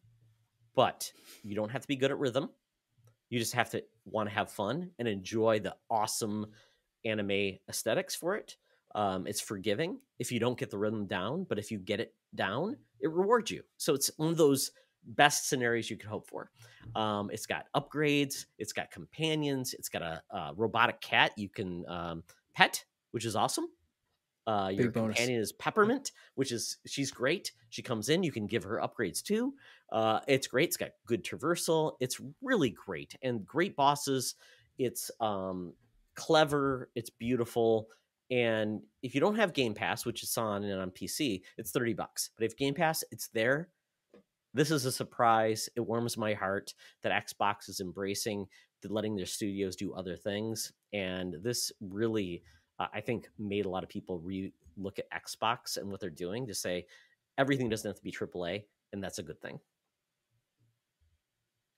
Yeah, that's awesome. I have it downloaded and I have not played it yet. I've been focusing on the other stuff I've been playing, so definitely need to get to that.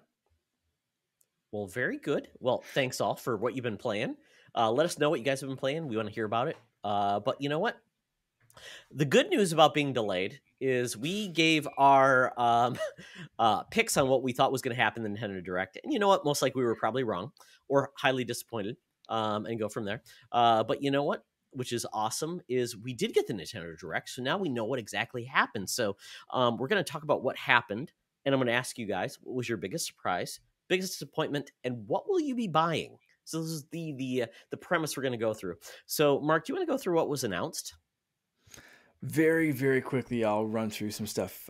So the major announcements: Pikmin 4 coming out this summer in July, Xenoblade Chronicles 3 expansion pass DLC Volume 3.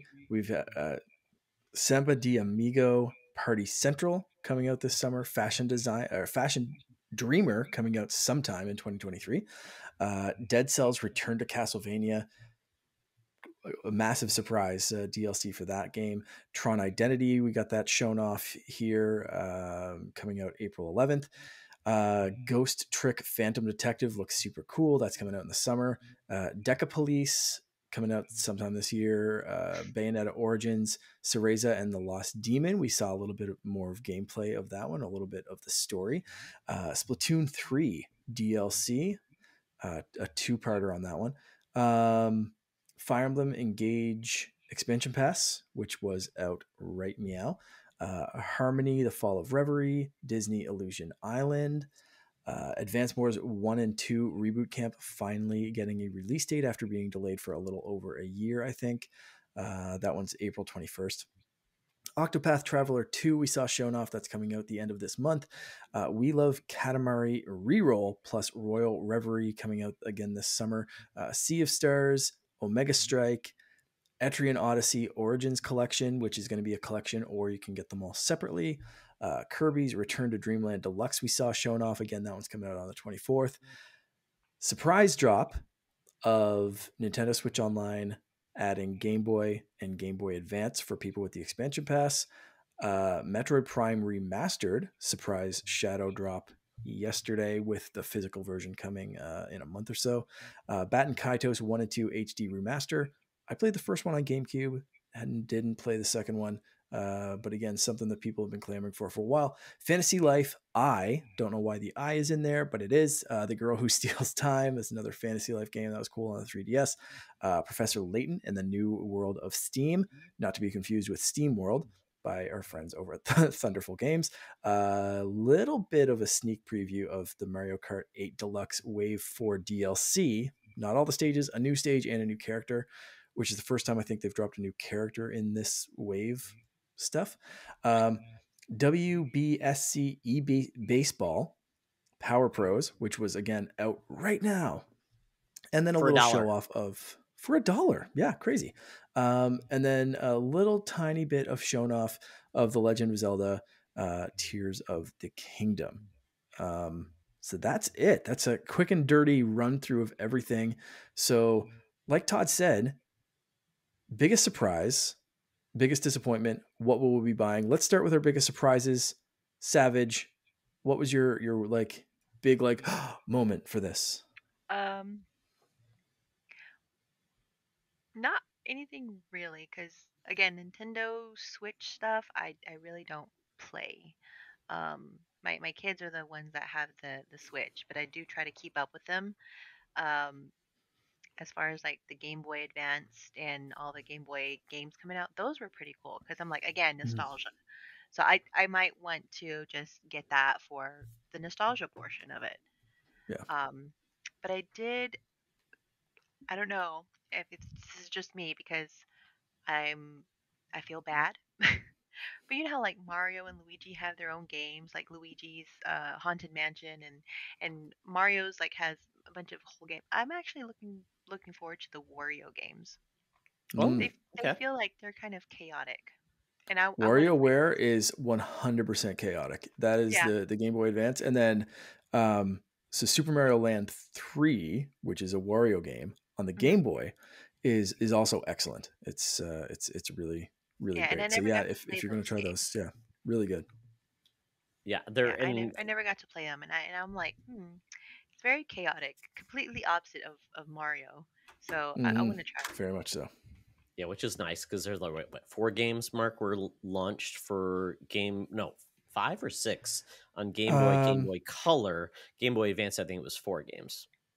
So there's actually 9 for the Oh, Game Boy Color. So the Game Boy, I have the list right up here on my sure. Switch. So Okay. I'm gonna go through very, very quickly again.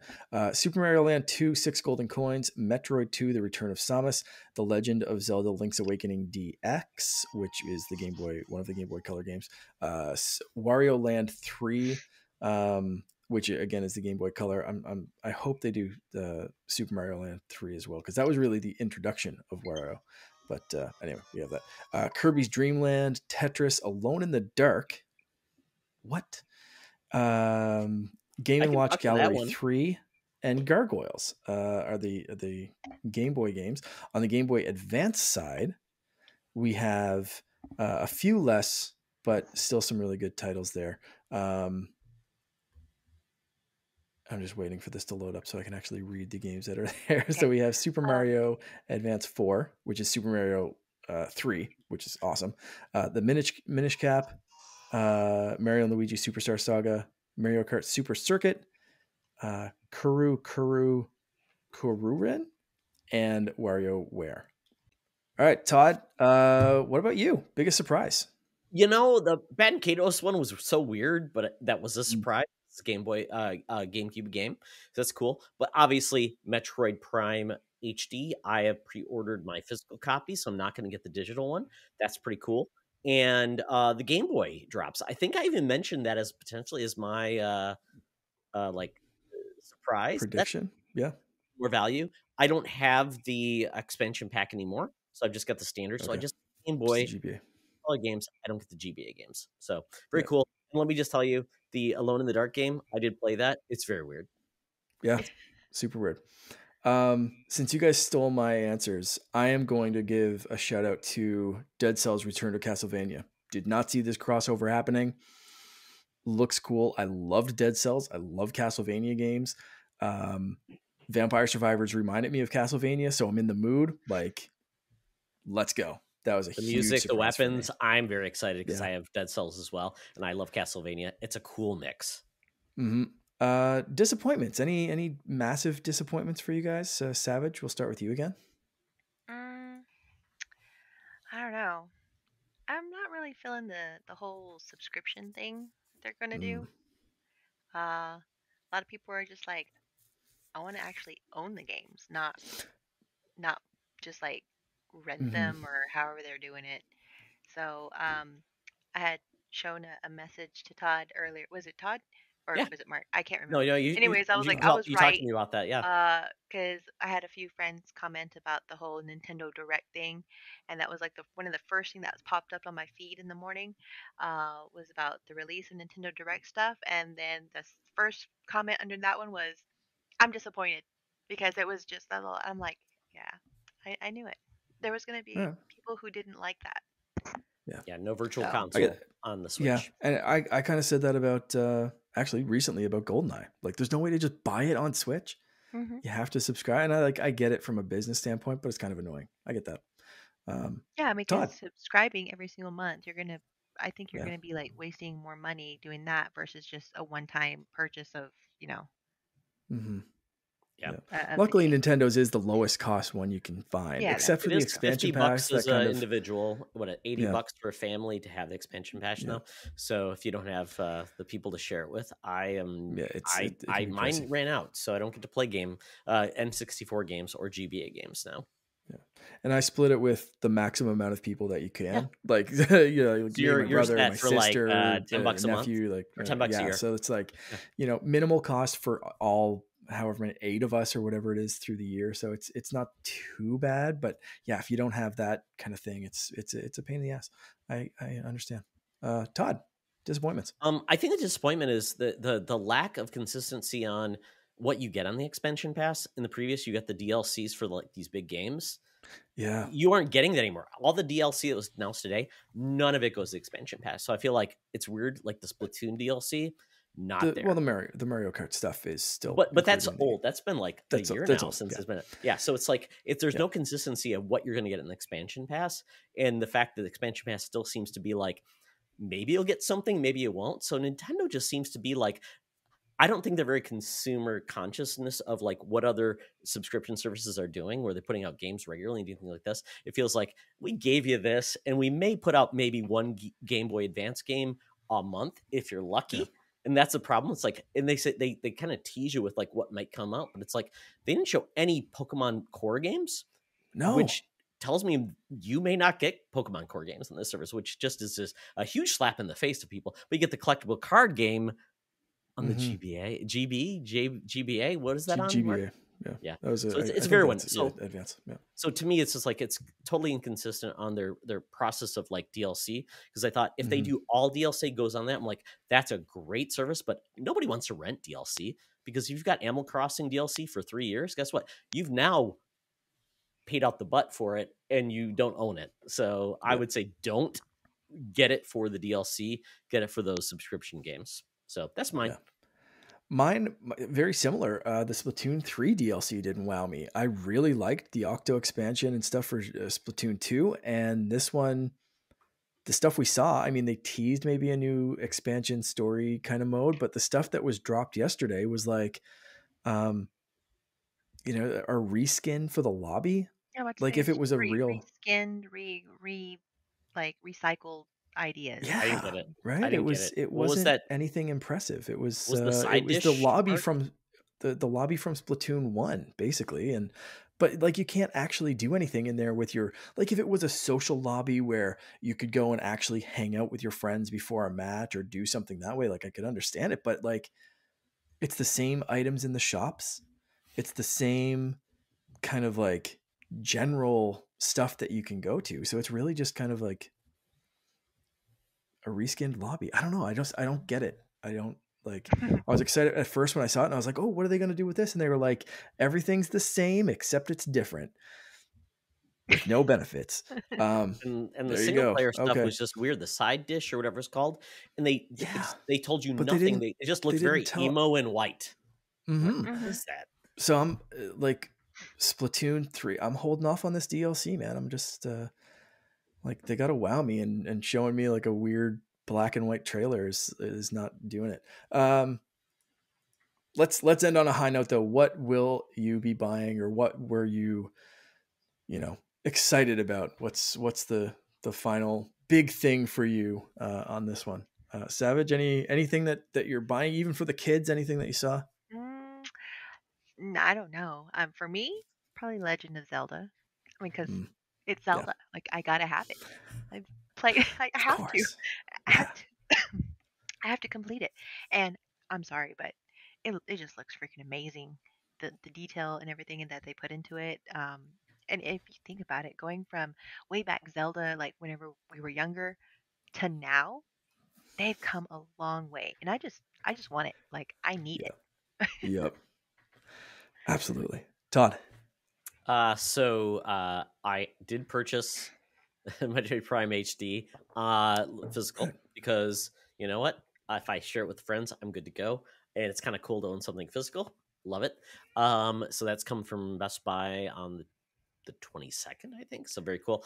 I will be getting a voucher. So vouchers are back, which is great. For Yeah. $100 US, you can buy 2 Nintendo games. So you can use it for the Breath of the Wild, or sorry, Tears of the Kingdom, which is $70, which is a big deal. Mm-hmm. That's now the first Nintendo game to go over the $60 price point. So definitely get a vouchers.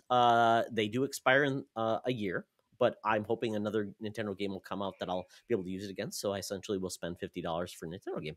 So that will be the other game. I will say my son Logan is really excited about Tears of the Kingdom because they are essentially including like Banjo Kazooie nuts and bolts into this game where you're going to be making vehicles and stuff. Very cool. Mm. But other than that, I was disappointed with the fact that we only got like 3 minutes. Not a lot of like an understanding of like what made this game take 6 years to make it. They made like this is like what's driving the thing. So I think we're gonna get like an extra like direct. We'll on get this something game closer to yeah. Oh, exactly. absolutely. It's It not does till look May. cool. That's I all mean, the mystery too. That way they're not giving out too many details about the game. They yeah, want you to find Mhm. out and buy it so you can like find out for yourself, you know? yeah. We got 3 months until this thing comes out, so I assume they'll be doing something else to build up the hype. There is a collector's edition. I believe it's $120. Quite Dang. honestly, I will say it's not worth $120. It's an art book. It's got like some pins. It Sick seems pins, pretty versus the original collector's edition, which I bought for the Breath of the Wild game case, all this stuff. So kind Oh of yeah. buyer beware. That's But better I'm gonna be getting a voucher to buy this game digitally. So I'm set That's the for way to that. go. So Mark, what about you? I mean, that's yeah. Zelda's kind of the. I'm gonna go with Pikmin 4 though as my answer of something I'm very excited to buy and really excited to check out. That game looks nice. It looks I like cool. the again, the graphics on it. Like Yeah, And a if dog. it and it, if it looks like they worked really hard on it, I'll buy it. Like yeah. this one of the ones that they look. I've loved the other 3 Pikmin games. They're chill. They're that, like you said before, Savage. It's that woosah game for parts of it, and other parts it gets really really stressful. But I love those games. But the big thing I'm excited about is I just showed my son Finn, who's like 2.5, the Pikmin shorts on YouTube. They came Oh, out those years are ago, cute. but Yeah. they're so cute. They're just tiny little shorts. If you haven't seen them, the Pikmin just kind of get themselves in shenanigans. There's no like talking or anything, but he loved them. He absolutely just died laughing at the shenanigans and stuff that the Pikmin were getting into. I can't wait to see him actually interact with this game and see the Pikmin on a screen and have them running about and me throwing them at things. It's going to be a blast to just watch him watch this. So Yeah, I'm excited, and he's familiar with the characters, so it's really it cool. kind of reminded me of this little cartoon, the rabbits, where they Oh were yeah. like Yes. tossing each other. Yeah, Yeah. that Super just cute. reminds me of like that. And my kid, you know, whenever he was little, he loved that show because there was no Rabbids, words. It was just minions. nonsense. It's It was yeah. just nonsense words, and then they would just do crazy things, and he loved that. So I think Yep. maybe this is the one that I would probably buy for him too. But my Yeah. 6-year-old, Try my 8-year-old's probably like, I don't want that game. Too cool for school. try those shorts. Try I'll try see. the Pikmin He's shorts. See interested. if they kind of like get some interest there. I'm super excited that there's a ton of stuff. Again, the Disney Illusion Island is another one that he's obsessed Could with be Mickey fun. Mouse, so it's like it looks like a Mickey Mouse cartoon. Let's go. Something for him to watch us play. So that's there's a few fun announcements. I thought this was a really solid direct overall. Something for everyone. I didn't love everything, but there was something for everyone. It was fun. I thought they did a good job. Someone made a point. They're doing a lot more looking back and bring those things from the past there. So, and I look at what actually is past Zelda. There's not a lot of games past Zelda and Pikmin. So I do think where the end is nigh for the Switch. They'll still sell a bunch of Switches for the next 3 or 4 years, regardless. But I was going to say that I think we're going to get Zelda drops, and I think we're going to get a big June announcement, Nintendo Direct for what's coming the back half of the year, to what's going to wrap up the swan song of Switch, because I don't think Switch is going to be around for 10 years and no console. But I did have a question about the Pikmin game really quick. It looks like they're adding a night mode, so hopefully they're remedying my problem with Pikmin was I can't enjoy my chill out mode because I have to worry about getting on the ship before it gets dark and then everybody dies. So if they remedy that, that is the biggest problem I've had, because I enjoy my time just having a good time with Pikmin. But then it's like, you got to hurry up. You're going to get there and you get like, that's too much stress. I just want to have a good time with these little guys. Let me have fun. Don't make me like have them die because they didn't get a ship. That's horrible. Nintendo, I'm curious to see, because at the end of the trailer, you saw that big monster thing, his eyes turned red. So like, can you fight that? Is it more like Pikmin / Dark Souls kind of thing? Like you can stick around at night if you don't feel like going to your spaceship, but like there's going to be some shit after you, Right. or like how's that going to work? I am curious. I hope we hear a little bit more about that game before release. So it'd be cool. Very, very cool. Well, this is a great time. I'm glad this worked out. Mark will have to put this thing together for me. So good luck with that, Mark. But you know what? I think we're good to go. But once again, thank you, Savage, so much for, not only podcasting with once, but twice. You're a trooper. You're a superstar. We love you to death. This is awesome. And we will definitely do this again. So, but I had in the a blast. meantime, you know what? You had to have, because I don't think you'd come back if you didn't. Hopefully. Oh, boy. But tell people how they can find you. Yeah, you can find me on all of the main social medias. Twitter, I'm really active on, Facebook, Discord, and of course Twitch. Those are pretty my own. Well, I do have Snapchat, but Snapchat's dedicated for my dogs. Because so long story, if you go to my Twitter, or I'm sorry, Twitch, the first pictures that you're going to see is in my About Me tab is my dogs, because I love my dogs. My dogs are like my children. Aw. And so my Snapchat is mostly for my dogs. So, and then everything else is just gaming related. But yeah, those are the social medias I primarily focus on: Facebook, Twitch, and Twitter. Nice. Excellent. Well, definitely give Savage a follow. Watch her, just enjoy it. If you have questions about Sea of Thieves or how she plays the game with a keyboard and a mouse and the all wonky, interesting ways, check her out, because I think that's really cool. So thank you, and you're a better gamer than I am, because I lasted like 2 minutes. Mark tried to Sherpa me, didn't go so well. You know what? Maybe you just need the right teacher. Maybe you just need the right I'm not. teacher. Mark was not the no, I'm right 100%. teacher. I'm Stay with me one of these days, and I bet you anything you'd be like, all right, I can do this. You know what? Yeah. I would love to game with others, because I'm just so worried about I'm like going to say something stupid or don't do something stupid. But I liked Sea of Thieves when I played with Mark. He was great. But right. Yeah, it was a great time. So awesome. Well, thank you so much. Mark, tell people where they can follow you. You can find me everywhere. Instagram, Twitter, Twitch, wherever, and our Discord is _Canardian, or over on Hive as Canardian. Excellent. You can follow me at Twitter at Toxtra. Just reaching out to folks. We're always looking for new people to have on Secret Friends Unite. Bring on our Patreon. Have a great time. So if anyone has anyone they'd recommend that they want to talk about video games, comic books, all things nerd, let them know. My DMs are open. I'd love to hear from them. Also, Secret Friends U on Twitter. secretfriendsunite.com for everything that we do, and our Patreon. Check it out, please, and join our Discord, because we're having a great time over there. I think we're just finding our path there, and it's just been a lot of fun.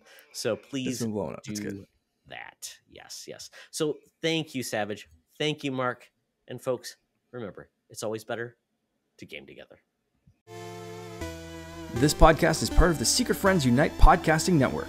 Visit secretfriendsunite.com for more great shows, articles, news, reviews, and more. Secret Friends Unite podcasts are available on Apple, Google, Spotify, and other podcast services around the world. If you'd like to be part of the conversation, you can join us on Facebook or our new Discord server, or follow at Secret Friends U on Twitter. Please subscribe to Secret Friends Unite on YouTube and visit our merch store at tpublic.com. Just search Secret Friends Unite. Thanks for listening.